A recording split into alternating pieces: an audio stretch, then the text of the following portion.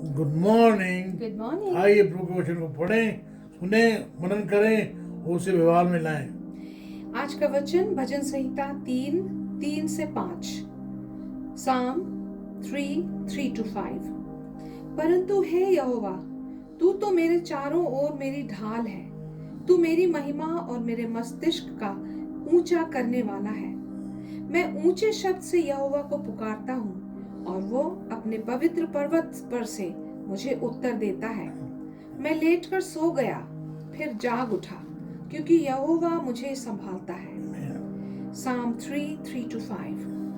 But you, Lord, are a shield around me, my glory, the one who lifts my head high. I call out to the Lord, and he answers me from his holy mountain.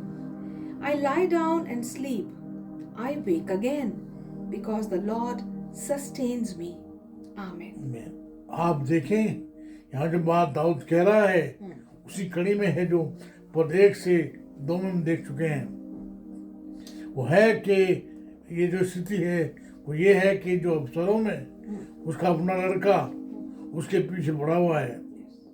उसको जो है अहीतोफेल जो उसका एक समय का दाऊद का जो एलाई था, संगी था, उसने दाऊद को अफसरों को उकसाया, अपने बाप के पीछे 12,000 लोगों की आर्मी भेज। आप देखें वो जो उसका जो मित्र है दाऊद का, वो उसाई, उन्हें कहा कि वहाँ तुम मत जाना।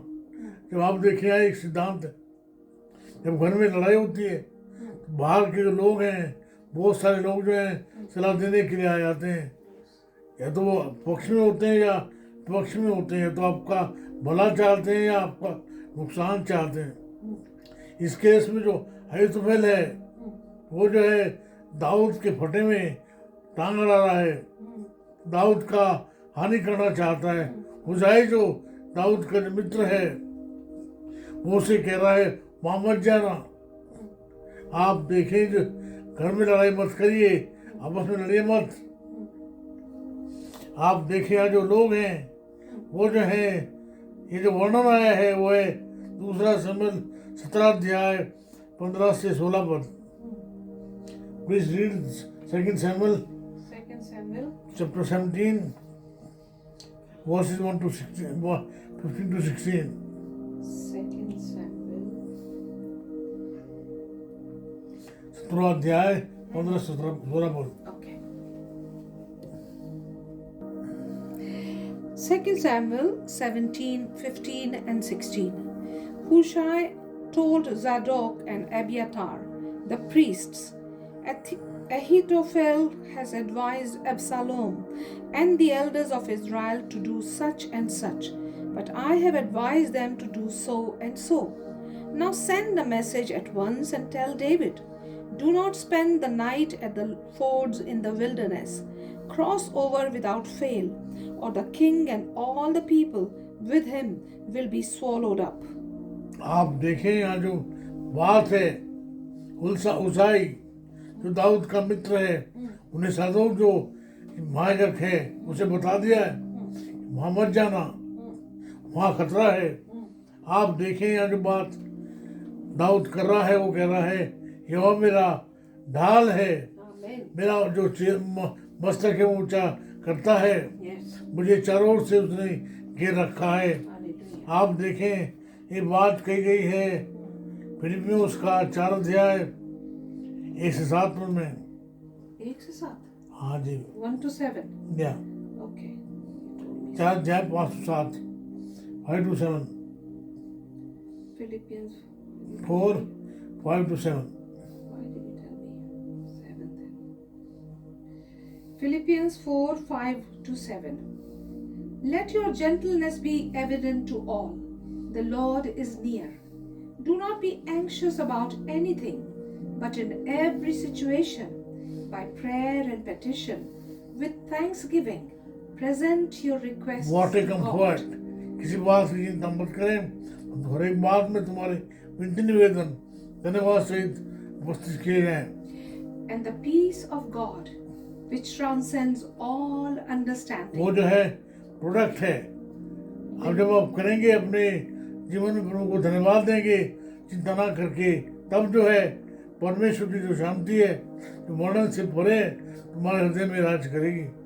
will guard your hearts and your minds in Christ Jesus.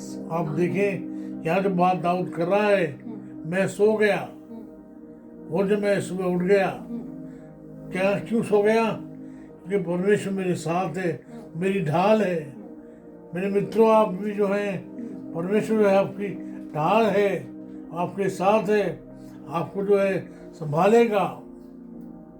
आप देखें वचन 18 उसके 3 से लेकर 6 पद में ये बात हम पढ़ते हैं। भजन Psalm 18 verses 3 to 6।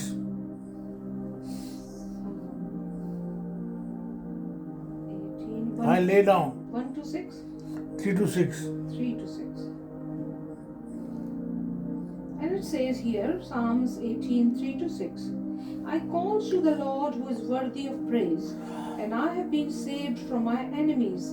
The cords of death entangled me. मृत्यु की रस्सियां मेरे चारों पड़ी थी। The torrents of destruction overwhelmed me. The cords of the grave coiled around me. The snares of death confronted me. In my distress I called to the Lord. I cried to my God for help.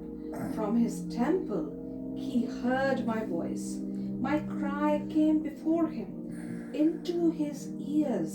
Amen. आप देखिए दाऊद कह रहा है, मैंने उसे पुकारा और उसने अपने मंदिर में से मेरी सुन ली, मुझे छुड़ाया। Yes.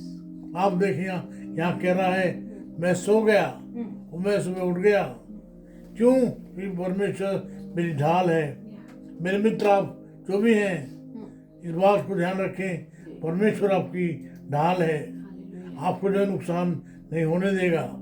चाहे बाहर के लोग कितना भी कोशिश करें, बाहर के लोग जो हैं अपने लोगों के साथ मिलकर जो है आपके विरोध में आ जाएं, तो वो आपको संभालेगा। Hallelujah. मेरे मित्र, आप जो भी हैं, जहाँ भी हैं, डरने की जरूरत नहीं है। Yes. चाहे आप बीमार हैं, डरिए मत, भरोसा रखिए परमेश्वर में, क्योंकि वही आपकी ढाल है, आपको गिरने नहीं देगा। Hallelujah.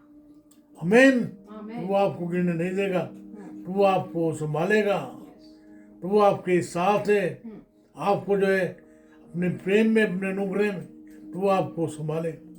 आइए हम प्रार्थना करें। Amen. क्योंकि मेरी प्रार्थना है मेरे भाइयों के लिए, बहनों के लिए, जो खासकर जो हैं अपने घर में लड़ाई से जूझ रहे हैं, बीमारी से जूझ रहे हैं, तो वो आप उनके साथ हों, उन्हें आप संभालें, उन्हें इस बात का एहसास दें कि आप उनकी ढाल हैं, आप उन्हें संभालेंगे। Yes. हम एक बात जो है पढ़ने 91 पढ़ते हैं, उसके पहले 6 पद में, परमेश्वर तुझे संभालेगा, Hallelujah. जो यहोवा के निवास स्थान में, छाए हुए स्थान में बैठता है, वो ठिकाना पाएगा।